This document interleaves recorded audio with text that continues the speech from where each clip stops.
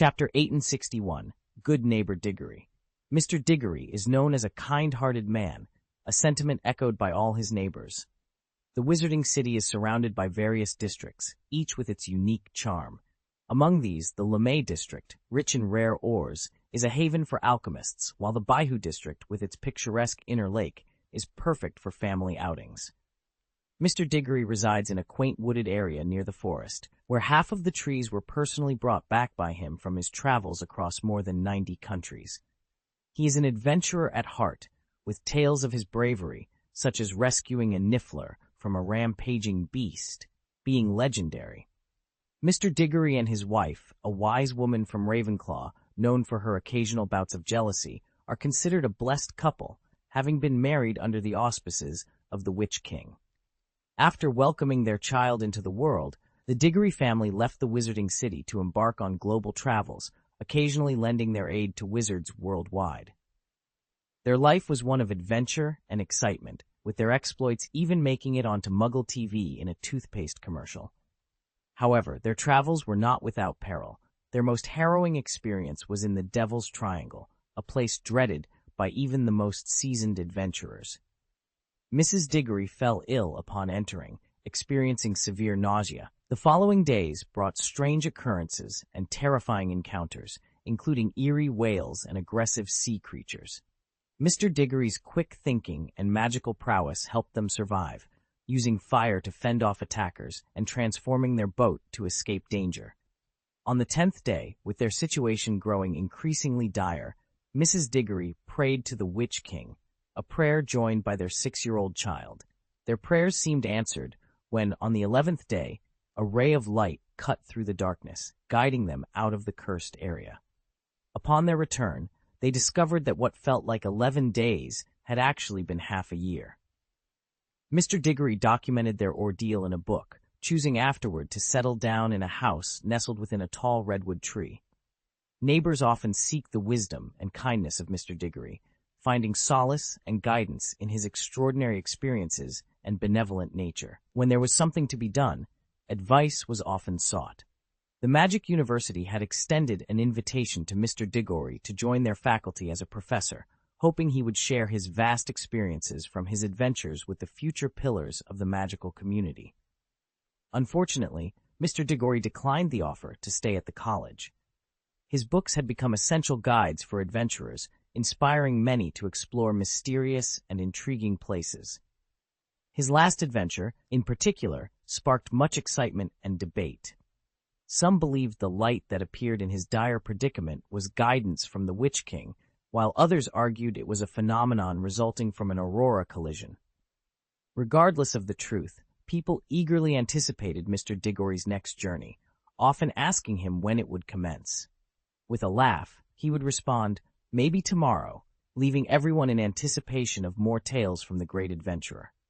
Perhaps one day Mr. Diggory would vanish from his home in the redwood forest to embark on a new quest.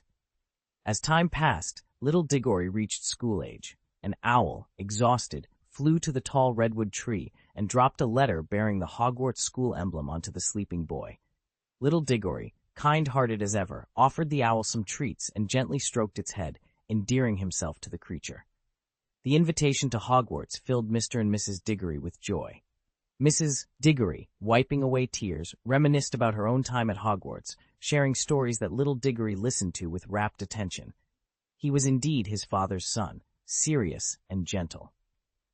When Mrs. Diggory went to purchase new supplies, Mr. Diggory took his son to the roof under the starry sky. The lights of the wizard city shone brightly, illuminating the land. Mr. Diggory, with great solemnity, removed his badge and pinned it under little Diggory's collar, telling him it was an honor. He revealed that Hogwarts held secrets from his youth, presenting this as an adventure for his son to uncover hidden traces within the ancient castle. "This is your first adventure without us," Mr. Diggory said, emphasizing that the greatest reward from any adventure is the emotional connections formed, encouraging his son to make friends and cherish his teachers. "When you find the biggest Easter egg, you will have become a qualified wizard," he winked. Little Diggory, pondering his father's words and the notion of the Easter egg, boarded the train to Hogwarts the following day. The neighbors, accustomed to greeting Mr. Diggory, found no response at the house among the tall redwoods. A basket with an apple pie made by Mrs. Diggory and a farewell letter awaited them at the door. The Diggorys had embarked on a new adventure, a development that made headlines in the prophetic news, with wizards worldwide anticipating their next exploits. The couple journeyed on the Albatross, crossing the ocean and marveling at the sights, including a massive wormhole and a spaceship resembling a large fish, a testament to Muggle technology. There is always something surprising and nostalgic about this world, Mr. Diggory mused, his eyes filled with longing. As an obelisk emitting blue light rose before them, Mr. Diggory glimpsed a familiar figure seated on a throne in the sky. Although the train quickly entered a passage, disappearing from view, Cedric's heart raced, and a youthful smile brightened his face. The high-spirited young man made Chuzang's eyes dazzle. "This is the adventure I've been most looking forward to," Cedric exclaimed, his youthfulness shining through as he stood at the train station, his hands raised in cheer. "The Witch King is here." His happiness was infectious, resonating with everyone around. The train was filled with cheerful smiles, with people echoing his shout that the Witch King was on board. Chuzang felt the excitement too, though only Cedric truly understood what he was witnessing. "You are about to embark on a new chapter in your grand adventure," he said. "When we meet again, I'll share all my stories with you, my king." In another excerpt, we delve into Cedric Diggory's character. Among the stars, his presence might not be the most imposing, but he is undeniably lovable and essential. Percy's political acumen and decisiveness, Fleur's emotional intelligence and support, Malfoy's unparalleled evasion tactics, and Astoria's noble phantasm against Malfoy all highlight their unique traits. However, Cedric's tenderness sets him apart. If Percy is the eldest brother, managing affairs with a steady hand, then Cedric is the compassionate second brother, always there to support his siblings in their time of need. His integrity and bravery, his unwavering trust in his friends, and his kindness and gentleness towards his peers define him as the star of Hufflepuff. Cedric was an exemplary student, yet he also experienced moments of self-doubt and regret. He approached everyone without prejudice and stood firm in defense of his friends. He had the courage to confront the most formidable wizards, even as a recent graduate. Cedric could accept criticism without losing humility and receive praise without succumbing to arrogance. He was the pride of the Diggory family, a beacon in the Society of Stars. As a son, he continually made his father proud. As a friend, he was reliable and considerate. As a father, he guided gently but firmly. As a husband, he was thoughtful, always striving to bring joy to his wife. Even to strangers, he was generous and just. Cedric Diggory, an adventurer at heart, served as both the narrator of his tale and a witness to the return of the king. Among the constellation of characters, he stood out as the indispensable, upright, and generous Hufflepuff. Chapter 862, Legendary Auror. The end of one legend often heralds the beginning of another. With the complete retirement of the last legendary Auror, Moody, a new legend is poised to rise. This transition marks both a change and a legacy. Aurors and Strikers operate independently, a distinction that significantly enhances their capabilities. In Muggle terms, Strikers could be likened to the military, responsible for external defense and offensive operations, while Aurors function similarly to a police force, maintaining order.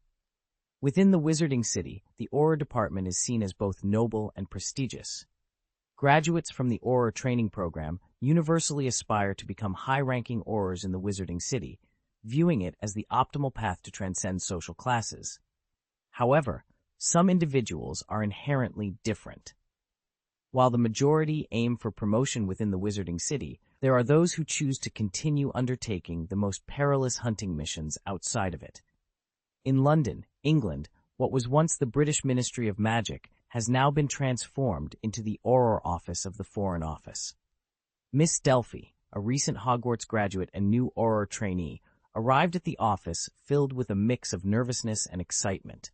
Her posture rigid with anxiety, she found herself overwhelmed by the atmosphere of the Auror's office. Mr. Lawrence, an Auror with several years of experience and a kindly demeanor, was in the midst of unwrapping a piece of nutty chocolate. Breaking it in half, he offered the remaining piece to Delphi. "Are you new here?" he asked with a friendly smile.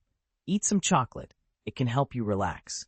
"Thank you," Delphi exclaimed, standing up abruptly, her voice loud enough to startle Lawrence, causing him to choke on his chocolate.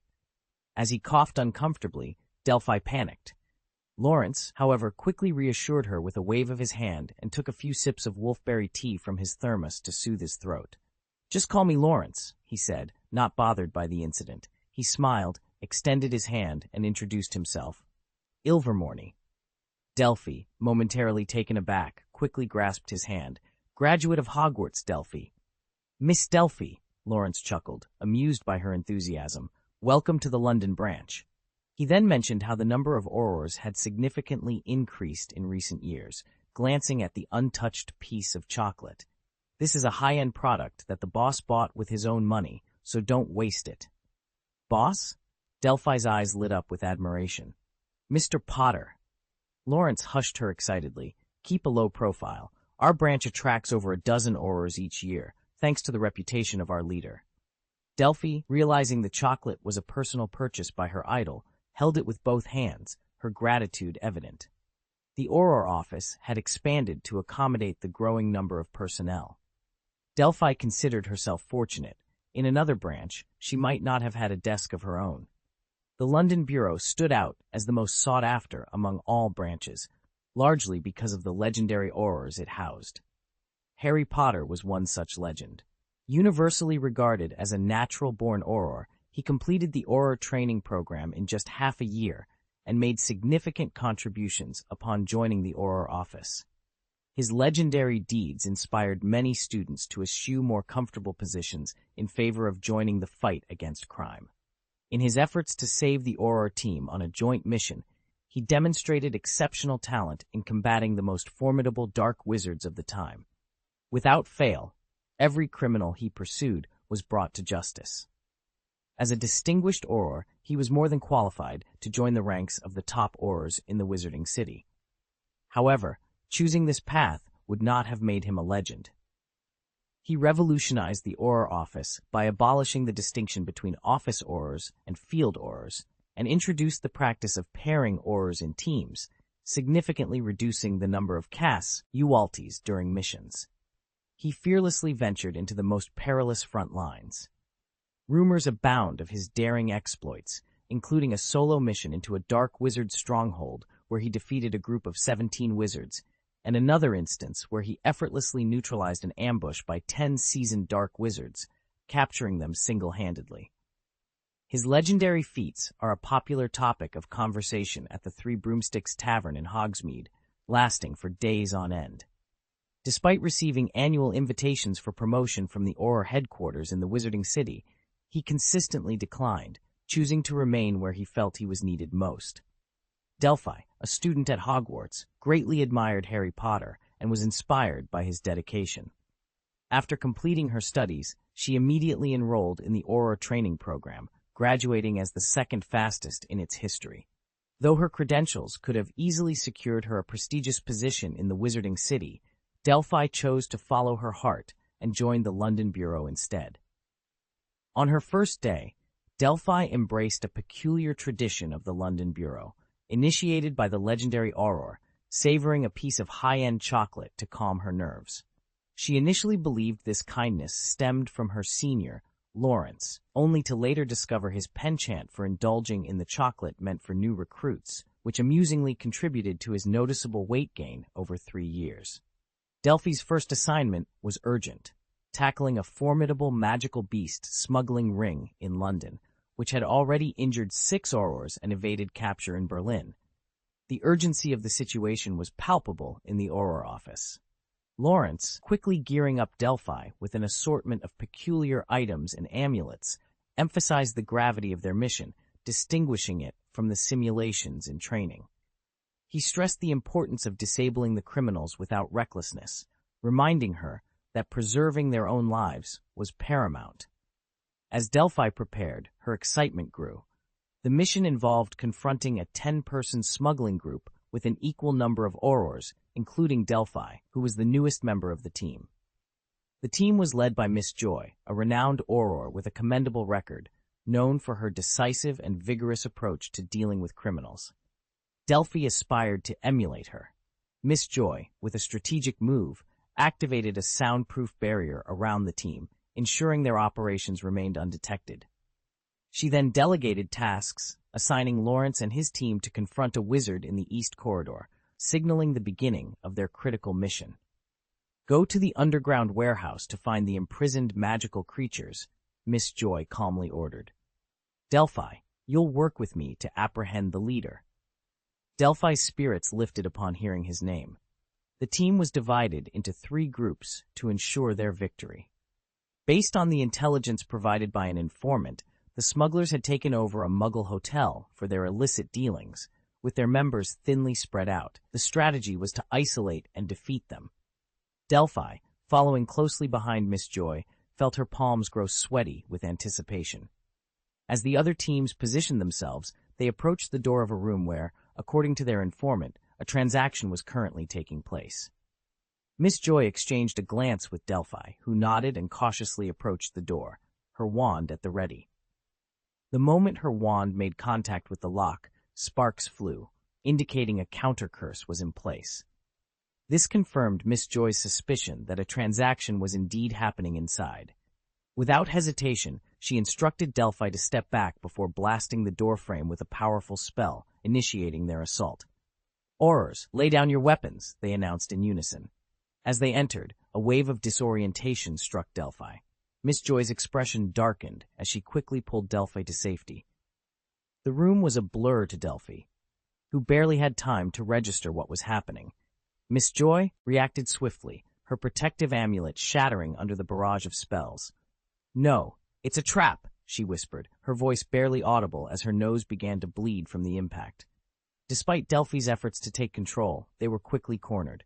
Several figures emerged from the chaos, one of whom taunted, "Ah, 2 little girls, we were expecting someone else." Joy's heart sank as she recognized the speaker, the dark wizard Maul, notorious for his cruelty and high on the most wanted list for numerous violent crimes.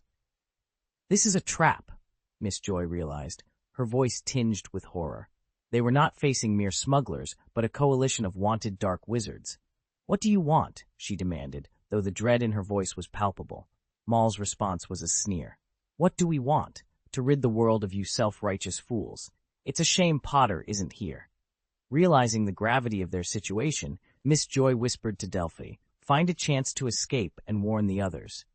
Maul laughed mockingly at the notion. "Warn them? They're probably waiting for you in hell." It became clear that Maul had orchestrated a comprehensive trap, not just for them, but for all the Aurors. Miss Joy's heart sank further, but Delphi gripped her wand tighter, prepared for a fight to the death. As the battle ensued, it was evident that even Miss Joy's exceptional skills were no match for Maul, a formidable dark wizard. An amulet blocked a Cruciatus curse aimed at Delphi, who was visibly shaken. The dark wizards, like wolves circling a lamb, launched a relentless assault. Seizing a momentary opportunity, Miss Joy blasted a hole in the wall with an explosive spell and pushed Delphi through it, shouting, "Go!" She had resolved to sacrifice herself to buy Delphi time. As Delphi turned back, she saw Miss Joy being bombarded with spells, her body flying out of the corridor and tumbling downstairs. Without a second thought, Delphi cast a levitation spell to catch Miss Joy, sacrificing their chance to escape. The explosions continued as their pursuers closed in. With Miss Joy's protective amulet destroyed and facing the overwhelming might of the dark wizards, Delphi knew they were in dire straits. Fighting alone, her face pale, Delphi refused to abandon Miss Joy. Miss Joy, appearing weak, glared at Maul with intense fury. "Thinking of escaping?" Maul sneered sinisterly. "Little sister, did you think to ask me first?" Clutching the only amulet she had left, Delphi's mind raced to find a solution. She had one more attack left in her Ring of Strike, which allowed her to cast 2 spells simultaneously. However, this was insufficient against the 5 experienced dark wizards facing her. Her current abilities were no match for them. As for apparating, attempting to disapparate hastily in front of these dark wizards could lead to dire consequences. This was Delphi's first mission to encounter such a formidable challenge, and she now understood the warnings Lawrence had given her. The real-world situation made the simulation training seem insignificant. What should I do? Delphi pondered anxiously as the 5 dark wizards began to close in. They seemed in no rush to kill her, their twisted hearts taking pleasure in the thought of her pain. Just as Delphi was preparing to risk everything, an unexpected event occurred. Mole, caught off guard, could not defend himself when the amulet he wore shattered. Another dark wizard's wand emitted a green light, a death curse. Delphi watched in horror as the green light sped towards her, despair engulfing her heart. At that moment, a spell was cast. Expelliarmus! Red lightning split into several streaks, brushing past Delphi's cheek and causing her hair to flutter in the resulting breeze. The green light was consumed by the red lightning, scattering into a network and reflecting off the wall. Miss Joy, previously calm, now looked delighted, her expression one of childlike surprise. Boss! The word boss echoed in Delphi's ears, followed by the appearance of a figure taller than her. Strong hands pressed Ed down on her shoulders, pulling her close to a chest that offered a sense of safety. Silver-white stags circled around them, blocking all incoming spells. A large cloak obscured Delphi's view, but she heard exclamations of recognition and the sounds of magic spells and dark wizards falling. The newcomer, wielding a magic wand, cast a masterful disarming spell, effortlessly dodging every attack. His excellent reflexes seemed to predict each spell in advance. Avada Kedavra! A voice filled with murderous intent and malice accompanied the green light, causing Delphi's heart to skip a beat. The visitor, unfazed, used a spell to pull a table in front of him, blocking the deadly attack. The red lightning left a gruesome mark on Maul's arm, eliciting a scream of pain as his wand was flung into the ceiling. Once Delphi was released, the figure vanished, only to reappear and knock Maul to the ground. It was then that Delphi could clearly see the person who had descended like a deity. With clear green eyes, the once boyish face had matured into one of determination and strength. His face was clean-shaven, and he stood about 1.8 meters tall, his red cloak illuminating the room. Harry Potter, the legendary Auror of the wizarding world, the most powerful Auror. He had single-handedly dismantled and defeated 5 formidable dark wizards. Now, he stood over the dark wizard Maul, who let out a derisive laugh. Harry Potter, you've walked into a trap, Maul boasted, madness in his eyes. He claimed to have set an ambush, with many dark wizards surrounding the place, turning the hotel into a stronghold of dark wizards.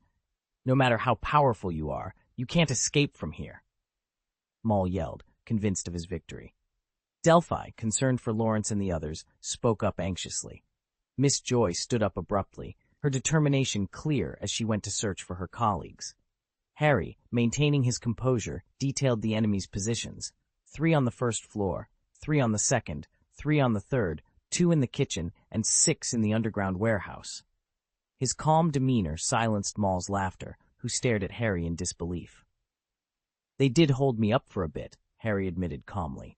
What? Maul exclaimed, incredulous. Because he is our leader, Miss Joy declared with pride, the most powerful Auror in the Magic Kingdom. Delphi looked on with admiration. The legendary Auror's strength was awe-inspiring, capable of turning the tide of battle single-handedly. Nothing is impossible, Harry said as he approached Maul, knocking him out with a single punch. You've never encountered anyone stronger. The operation was a resounding success, leaving Delphi in a state of excitement, his face flushed with emotion. Harry, echoing a gesture once shown to him by Lupin, offered Delphi a piece of chocolate, saying, "Eat some chocolate, it will make you feel better." In this moment, Harry embodied the legacy of the Order of the Phoenix, providing comfort and safety reminiscent of Dumbledore. Delphi's admiration for Harry deepened, the image of his powerful figure etched in her heart. Later, within the Auror's office, Delphi sought Harry out, only to find him in the company of Minister Granger and Auror Weasley. The trio's camaraderie reminded her of their days as students, a stark contrast to the solitary figure Harry had cut during the operation. Minister Granger playfully scolded Harry for his mishaps with the mission attendance sheets and a snack vending machine, while Auror Weasley joined in with laughter. Witnessing this scene, Delphi hesitated to approach, her resolve to become a legendary Auror strengthened by the sight of their enviable friendship. Harry, the Auror head office has extended a new invitation to you, someone mentioned. It sounds like too much trouble. Please decline on my behalf, Harry responded. You can't keep doing this, they protested. Fine, I'll attend after I've completed my current investigation, Harry conceded.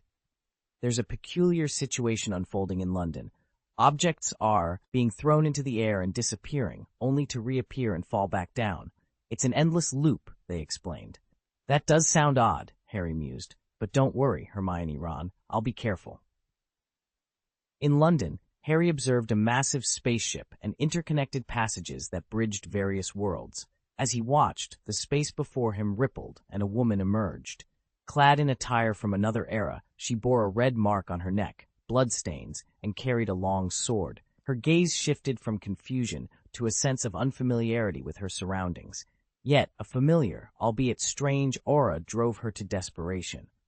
I feel you here in this world, she exclaimed. I'm here to find you, Yardani. The woman, a princess named Fry, appeared crazed in her search for a white-haired demon hunter in this new world. Harry Potter, designated as Dumbledore's successor and the strongest Auror trained by the Order of the Phoenix, embodied qualities from the Order's most revered members. In him, one could see Dumbledore's wisdom, Moody's experience, Lupin's warmth, and Sirius's keenness. Laden with high expectations, Harry was a beacon of hope and strength. Harry Potter, a name synonymous with strength and valor, stands as a formidable contender for the title of the strongest under the Witch King. Renowned as a legendary Auror, he traverses the globe, embodying the scourge of evil. His wisdom allows him to remain composed in perilous situations, while his courage enables him to infiltrate the heart of enemy territories.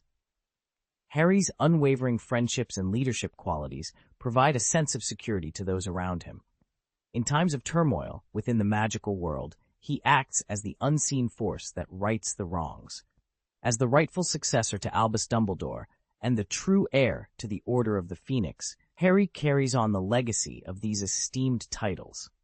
Additionally, as the godson of the ancient Black family, he holds a prestigious position within the wizarding community. His bravery and expertise in defense against the dark arts have earned him a distinguished place in Gryffindor House, likening him to a courageous lion.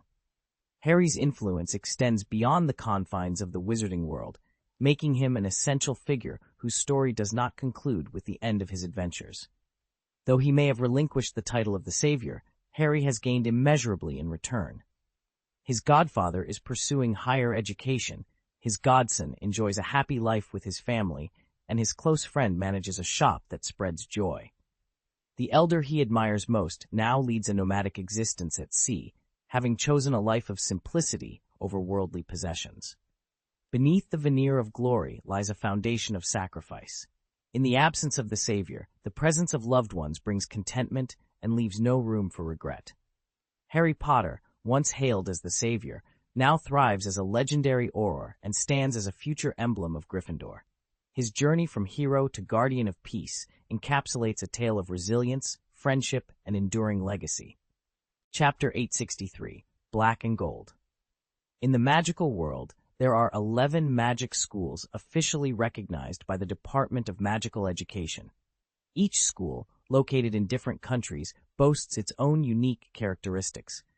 Students from these schools carry a strong sense of pride for their alma mater, leading to various debates about which magic school is the best in the world. An interesting story circulates among the wizarding community about a gathering of students from all 11 magic schools.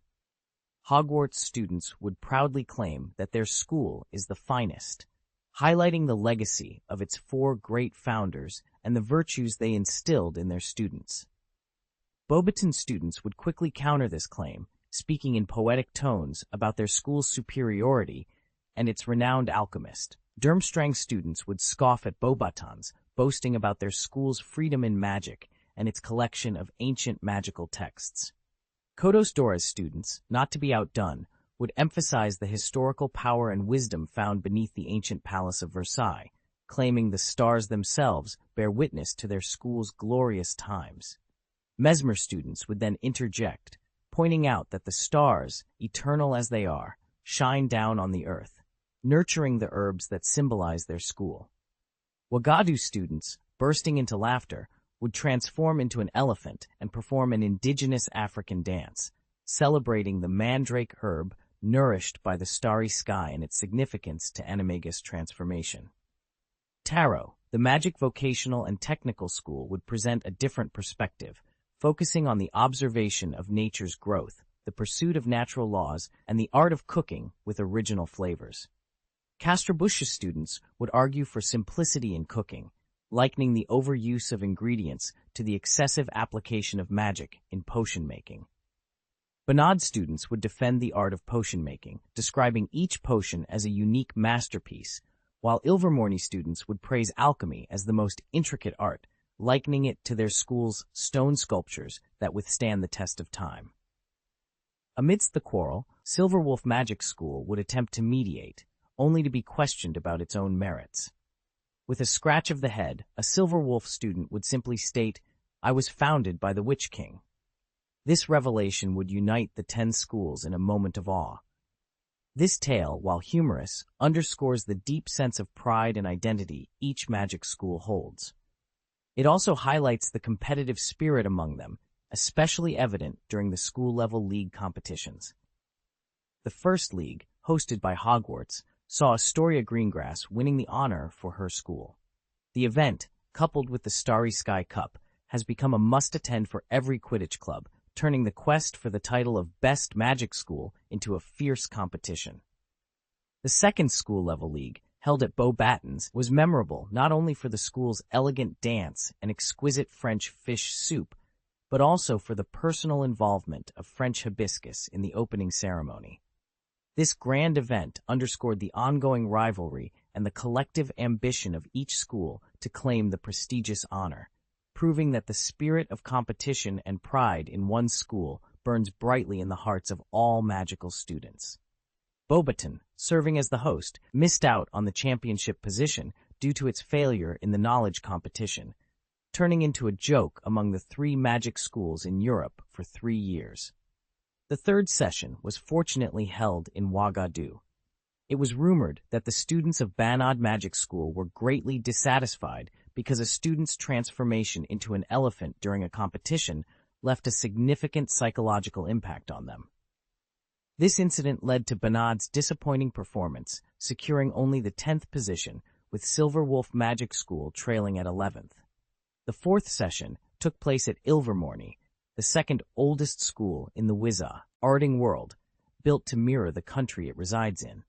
The founder of Ilvermorny is believed to be a descendant of Salazar Slytherin, one of Hogwarts' founders. Like Hogwarts, Ilvermorny has a sorting system and 4 houses, named after the horned water snake, thunderbird, cat leopard, and goblin. Despite its shorter history compared to the ancient European schools, Ilvermorny has produced numerous wise, brave, and powerful wizards who have left their mark on magical history. However, the school's relatively brief history has occasionally been the subject of ridicule, earning it the affectionate nickname Recipes.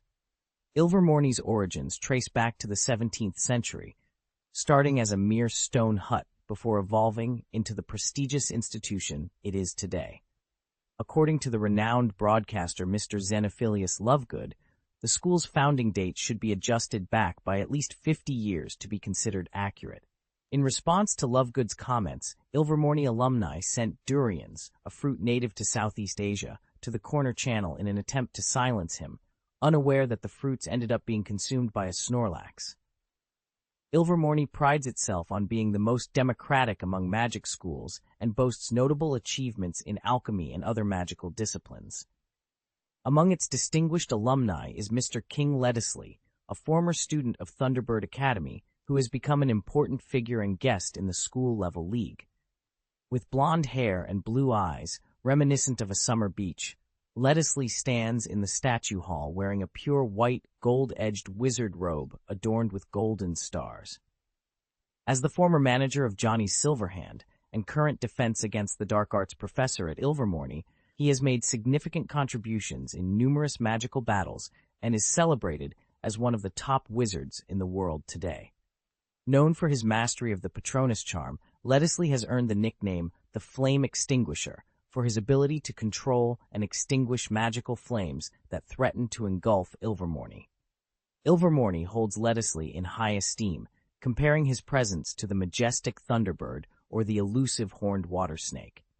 Every visiting magic school delegation seeks his advice with excitement and humility, and Lettisley consistently impresses every wizard he encounters.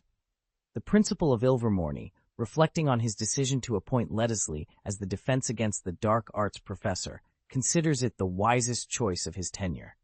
Under Lettisley's guidance, the school has attracted global attention, solidifying its reputation as a beacon of magical excellence. The competition? I have students personally taught by Kim Lettisley. How could I possibly lose?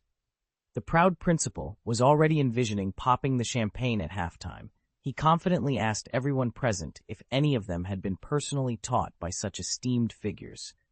His smile was broad and unwavering until a group of students from Thunderbird College rushed over with alarming news. Professor Lettisley has joined the Durmstrang delegation and refuses to leave, they exclaimed.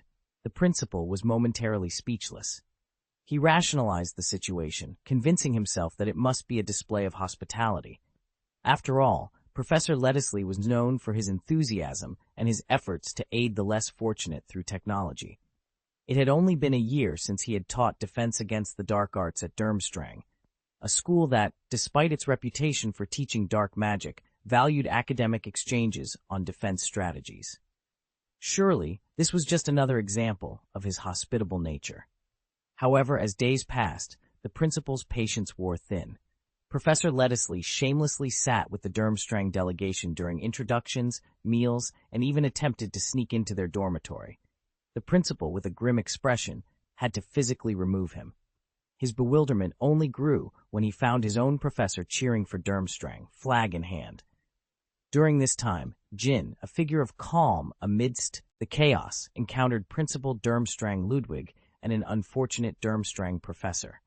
With a mischievous grin, Jin revealed to Heinrich, "You might find this hard to believe, but the school has granted me a 6-month vacation. How about we go on a trip?" The Ilvermorny principal, overhearing the conversation, was taken aback. Who approved this leave? He wondered silently, feeling betrayed. Jin, undeterred by Heinrich's lack of response, suggested a myriad of destinations, from the golden beaches of Miami and the Bikini Islands to the majestic landscapes of Mount Greylock, the Pyrenees, Norway, and the hot springs of Iceland. His enthusiasm was evident, his blue eyes sparkling with a golden hue, making him look more like a carefree wizard than a professor. However, Heinrich remained unimpressed, pushing Jin away when he got too close. The moment was interrupted when a Durmstrang student failed to answer a question correctly, and Jin, ever the showman, extinguished a flame in his hand with a casual blow. The flame, symbolic of an unquenchable fire within, was dark golden and mesmerizing. The competition continued, and Durmstrang's correct answer to the final question was met with roaring applause. Amidst the celebration, Jin whispered something to Heinrich, but his words were lost in the cheers. A photographer captured the moment, the contrast between Jin's golden hair and the dark red of the Durmstrang backdrop, creating a striking image. The interplay of colors symbolized the inevitable entanglement of their destinies, with Jin hoping to be the one consumed. Jin's poetic musings continued as he envisioned a trip to the beach, comparing the sunrise over the ocean to his gaze upon Heinrich. He expressed a desire to never be alone again, likening his isolation to being trapped in a glass showcase. In a bold declaration of devotion, Jin offered himself to Edgar, a proud vampire, inviting him to take everything he had to offer. In the end, Ilvermorny won the School League championship, a victory that was, in part, thanks to Jin's students. The stars shone brightly, their brilliance worthy of disciples of the cosmos. However, the principal was far from pleased. In a frenzy, he searched for his beloved hero, the Defense Against the Dark Arts professor. Ludwig's face, usually calm, betrayed his concern when he noticed a member of his team missing. "Go back," Gresham had said. "There's a strange wizard causing trouble there, and he wields an unusual wand." On the coast, as the horizon welcomed the rising sun, its golden rays pierced the dawn, casting a luminous glow over the sea. Heinrich stood there, captivated, whispering, "It's so beautiful." Jin approached, the sunlight illuminating his golden hair. "Where shall we go next?" he asked. I don't know, but that's the beauty of travel, isn't it? Being with the person you want to be with, Heinrich replied. In an extra story, two stars emerged together. Dark vampires, cursed by the sun, feared its light would burn their bodies and destroy their souls. Yet the sun yearned to embrace him, to show that its warmth was also a balm. Kim Leddesley, the son of Ilvermorny, and Heinrich Edgar, the darkness of Durmstrang, were like a collision of two contrasting hues from the moment they met. Edgar, with his beautiful golden eyes, and Leddesley, who found solace in the darkness, were drawn to each other. A fire had once taken everything from Jin, but having reclaimed it, he was loath to let go. Edgar was drawn to that light, compelling Leddesley to follow him. They became indispensable to each other, embodying the idea that light cannot exist without darkness, just as night cannot forsake day. Their destinies intertwined like special stars, each other's unruly white horse, each willing to hand over the reins to the other. Kim Leddesley could not extinguish the flame that was Heinrich Edgar. Instead, he chose to embrace it. Together, they represented both light and dark, embodying the essence of both the fire spell and the flame-extinguishing spell, the dark arts and defense, aga. The dark arts. They were two souls, wishfully intertwined. Chapter 864, Professor Longbottom at Hogwarts. Hogwarts is often likened to an ivory tower, its beauty etched in the memories of those who pass through its gates. The sense of curiosity and longing that fills the hearts of newly admitted students as they board the Hogwarts Express is unparalleled. Their journey across the Black Lake, with the occasional gentle rocking of the boat by the creature lurking beneath, sparks exclamations of wonder. Upon arrival at the oak gates of Hogwarts, they are greeted by a professor who will guide them through the next 7 years of their lives. Professor Longbottom, Hagrid, with his innocent smile, greeted the man clad in a white wizard robe. The man turned slowly, his once round face now more defined, shedding the last vestiges of youth for a mature demeanor. His wide sleeves barely concealed his well-developed muscles. Neville, now the head of Gryffindor and in charge of the freshman sorting ceremony, had once walked through these doors himself. Now he stood as a guide. "Professor Hagrid," Neville replied, looking up at the taller Hagrid, his own stature seeming slender in comparison. Hagrid, wiping away tears with a mix of pride and nostalgia, remarked, "In the blink of an eye, you've become a qualified dean." Hagrid's affection for the school and its inhabitants was undeniable. He had been there when Neville first arrived, and now, years later, he watched as Neville took on a significant role with a scholarly air about him, a testament to his years of teaching. This was Neville's first time overseeing the sorting ceremony, a moment that moved Hagrid to tears. He pulled out a bandana, blowing his nose loudly. Neville, slightly embarrassed, coughed twice and gently reminded, "Professor Hagrid, it's time for you to go in." Hagrid, realizing his duties as a professor required his presence inside, addressed the students with a hint of worry before finally entering the auditorium. Neville, with a sigh, remarked on Hagrid's extra enthusiasm, eliciting suppressed laughter from the students who adored the emotional professor.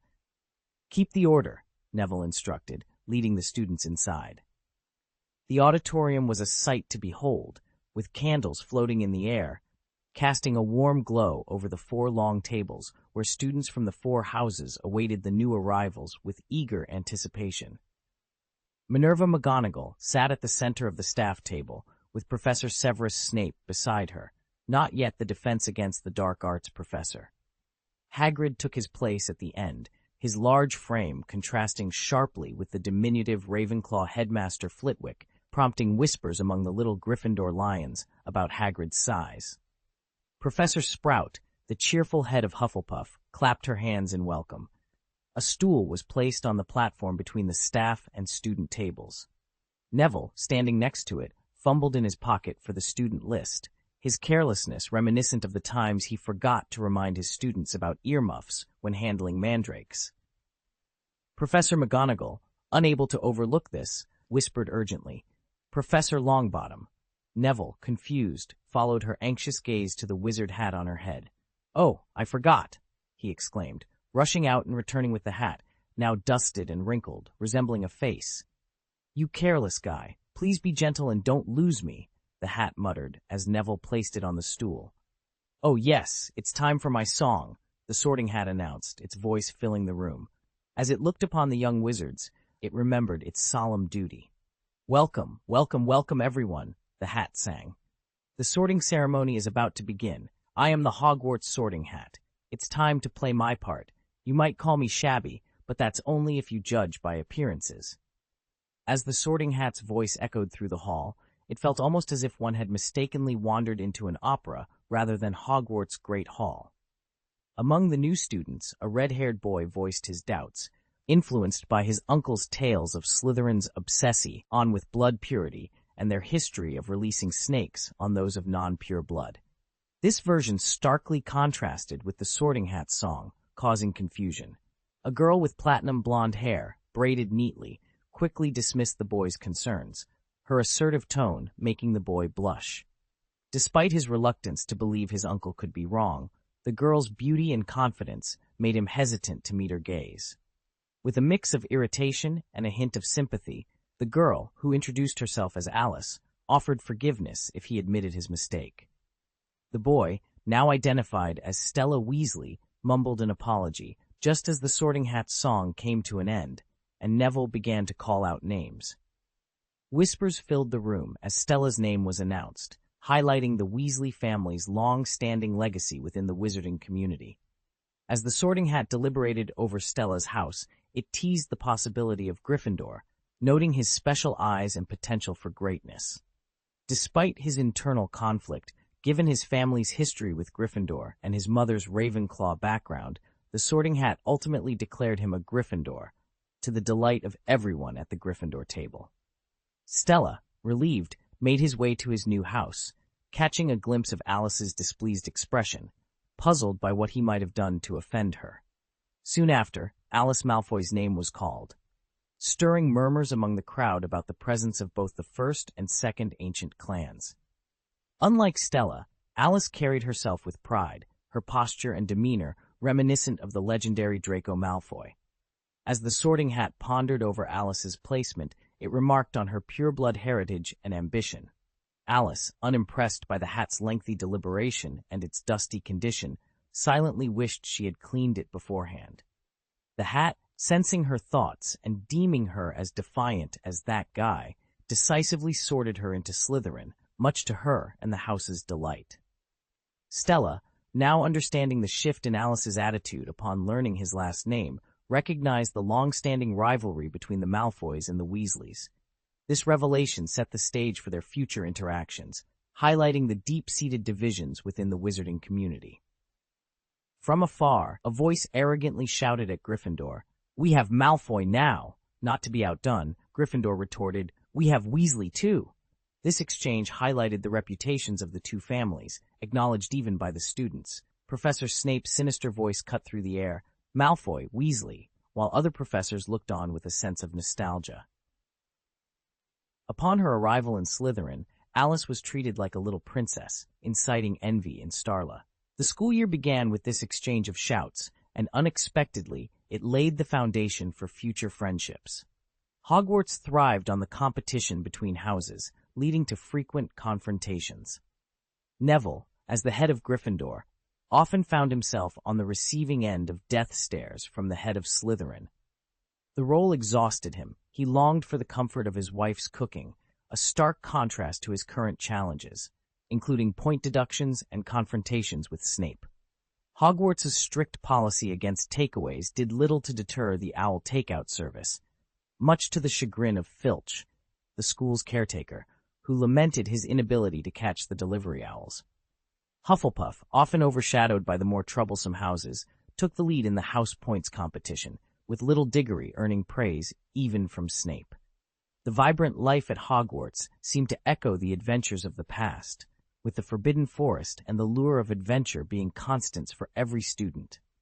In his office, Neville penned the final words in his diary, his thoughts drifting to his loved ones and the adventures that lay ahead. The arrival of two students, one with red hair and the other with platinum blonde, interrupted his reverie. Their playful scuffle ended with an invitation to share a meal, a moment that promised to add excitement to Neville's coming years. This new story focuses on Neville Longbottom, a Gryffindor lion at Hogwarts, and a wizard of remarkable courage and skill. Known for his bravery, loyalty, and proficiency in herbology, Neville stood up to the greatest challenges, including facing Dumbledore and confronting dark forces for the sake of his friends. As the proud grandson of the old Lady Longbottom and a devoted husband, he wielded the sword forged by the Witch King, embodying the spirit of Gryffindor and the protective essence of Hogwarts. Neville's legacy, intertwined with the legendary Harry Potter and marked by his destiny to confront the Dark Lord, solidified his place as a hero of the wizarding world and a guardian of its future. Chapter 865, The Woman of the Deep Sea. Unbeknownst to many, this country has been thriving for a long time. Despite being relatively young on the global stage, it wields immense power. The Witch King has revealed to the Muggles the existence of a world beyond technology, where the wings of a world-destroying dragon unfurl from its most formidable nation, teaching those who once arrogantly dismissed magic the true terror it can unleash. A legend has been circulating within this enigmatic magical country for some time now. It speaks of the ancient alliance and the Witch King, who is said to have created an alchemical marvel of incredible might. This creation, possessing the infinite power to command both destruction and rebirth, consists of 9 rings scattered across the ancient alliance. Rumored to be magical keys capable of controlling the world, these rings also symbolize the immense power of magic. The origins of this legend remain a mystery, but it is widely known that the rings harbor formidable energy. In a land where the pursuit of power is relentless, these rings have become objects of intense desire. It is believed that whoever collects all 9 will ascend to rule over the magical kingdom. Amidst this backdrop, ambitious individuals eye the rings with voracious greed. Today marks a significant occasion. A large crowd has gathered at the entrance gate of the Wizard City, with some individuals having traveled from distant lands just for this event. Dragon Knights can be seen patrolling the skies on their fire-breathing mounts, maintaining order. An army of strikers stands in formation to welcome the guests, while aurors from the headquarters are deployed to ensure the safety of the powerful attendees. 2 Protoss, perched on a bridge and swinging their legs, watch the bustling scene below with excitement. Yet, their presence does little to deter the crowd, for today offers a rare opportunity to witness legendary figures in person. In the magical world, there are 2 beings of unparalleled beauty. The first is the pride of Beauxbatons and the most esteemed hibiscus flower of the French magical society. Adorned with countless honors, she is a flower that remains unplucked, her pride so immense that she accepts no suitor, not even the former Weasley. In contrast, the most distinguished woman of Slytherin house at Hogwarts is likened to a pearl resting at the bottom of the sea. Unlike the hibiscus flower, this pearl wields one of the 3 most powerful forces in the magical world, the Greengrass Ghost Fleet. Alongside the dragons of the Sky City and the star spirits of the land, they form the triad of the magical kingdom's armies. Over the years, Mr. Greengrass has gradually transferred his power to his daughter, placing the formidable fleet capable of appearing on any seabed under her command. Known as the Pearl of the Deep Sea, her authority is beyond question. Having married into the Malfoy family, one of the first ancient tribes, she commands respect from the highest echelons of magical society. The head of the magic headquarters and the chief auror personally welcome her, acknowledging her as the most powerful woman in the Magic Kingdom. Even the Minister of Foreign Affairs, Penelope Weasley, must bow in her presence. Her influence stems not only from the mighty army she controls, but also from her status as a luminous and beautiful star among the most dazzling beings in the magical world. As time passes, the magical world grows increasingly aware of the exceptional individuals who stand beside the Witch King. They are the luminaries of this magical realm, shining brightly like stars. When these individuals come together in one era, it heralds a golden age of wizardry. The tranquility of the sea is suddenly disrupted. Bubbles begin to surface, followed by more, until they densely cover the water. Beneath the waves, a colossal shadow slowly ascends. The ripples emanating from its center expand into waves that crash against the white walls of the wizard city. The appearance of this leviathan causes a stir among the onlookers. One by one, hundreds of large ships emerge, heralding the arrival of the formidable Greengrass Ghost Fleet and its illustrious commander, the Pearl of the Deep Sea. From the depths of the sea, the sole lamp at the bow of the ship glowed like the eyes of a deep-sea creature, observing a group of wizards living in harmony. Among them, some wizards, unaccustomed to tumultuous voyages, looked on with awe. Is this the might of the Greengrass family, the wealthiest in the magical kingdom, and one of the 4 ancient tribes? They wondered. The Greengrass family, renowned for managing the freight trade within the magical realm, boasted a unique underwater fleet, impervious to the whims of wind and waves. This advantage had significantly bolstered their wealth, propelling them to the top of the magical country's affluent list. As hundreds of large ships commenced their journey towards the Wizarding City, the sight was so formidable that had the onlookers not known better, they might have mistaken them for invaders. The leading ship approached the city's gates and docked, lowering a ladder from its tall hull as its heavy wooden doors creaked open. A woman emerged, her black dress catching the sunlight and sparkling with hints of silver. Her blonde hair was elegantly tied up, adorned with jewelry that complemented her snow-white skin and perfectly sculpted collarbones. Her gray-blue eyes shimmered in the sunlight, which felt like a warm embrace and a long-awaited welcome. She slowly extended her left hand, letting the sunlight caress her fingers, a stark contrast to the cold depths from which she had come. The warmth of the sun in the Wizarding City was something every wizard coveted. On her finger, a ring glowed softly in the sunlight, as if greeting those who approached. She slightly pursed her lips, her gaze drifting towards the central tower of the Wizarding City. The sunlight there was inviting yet intimidating, embodying the dreams and fears she harbored. Among the Greengrass daughters, one had married for love, while the other had shied away from returning. The brave pursued love, the timid avoided reality. For 10 years she had remained under the sea, fearing the sunlight might reveal her greed and selfishness. The ship lingered longer than usual, sparking curiosity, but no impatience among the onlookers. Draco Malfoy, now mature, stood with his wife Astoria, who softly called out, "Elder sister," her eyes filled with hope. Draco, understanding the internal struggle of the friend he hadn't seen in over a decade, remained patient. Percy, too, understood her caution and uneasiness, akin to the fear of shattering a dream. She had hidden from reality, preferring the comfort of her illusions. Yet, the call of the land was inevitable. Her friends awaited her return, a moment of courage beckoning. The sunlight seemed to draw her out, its warmth inviting her to step into the light. This time, she was not the one extending the invitation, but the one being welcomed. Her eyes widened at the warmth, a feeling of nostalgia and longing overwhelming her. Taking a step into the sunlight, she resembled the figure she once was at a ball, now being led back into the city. She had sat in a high tower with the Witch King, witnessing the city's founding. Re-entering had been a challenge, but now, as the proud daughter of Greengrass and the queen of the Undersea Fleet, she smiled, ready to embrace her destiny. Countless wizards couldn't help but feel a surge of excitement. She spoke with the dignity befitting the most noble of witches, her pride reminiscent of her days in Slytherin. "I am back," she declared. She noticed the tears in her family's eyes and the genuine laughter of her friends. The proud Slytherin woman had returned, reuniting the bright stars of her past, making them feel young once more. Such youthfulness was beautiful. "I am back. Did you hear it?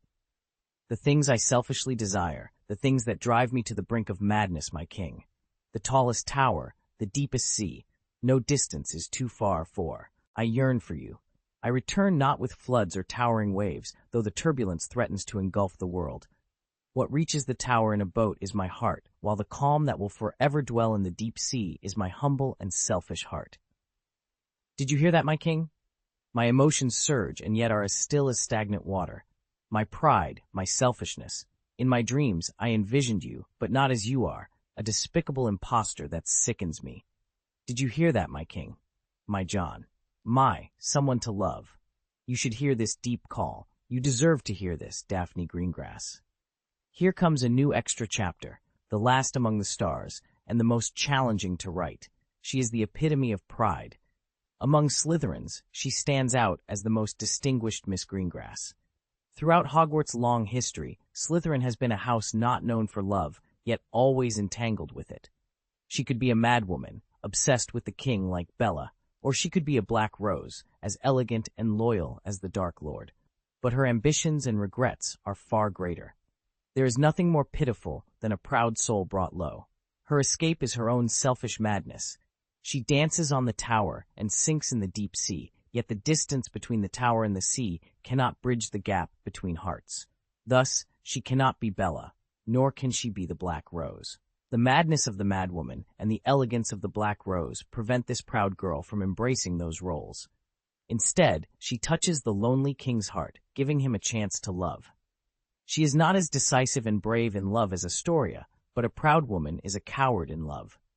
She lacks Fleur's sense of love. When faced with the one she loves, she becomes so obsessed that she cannot free herself.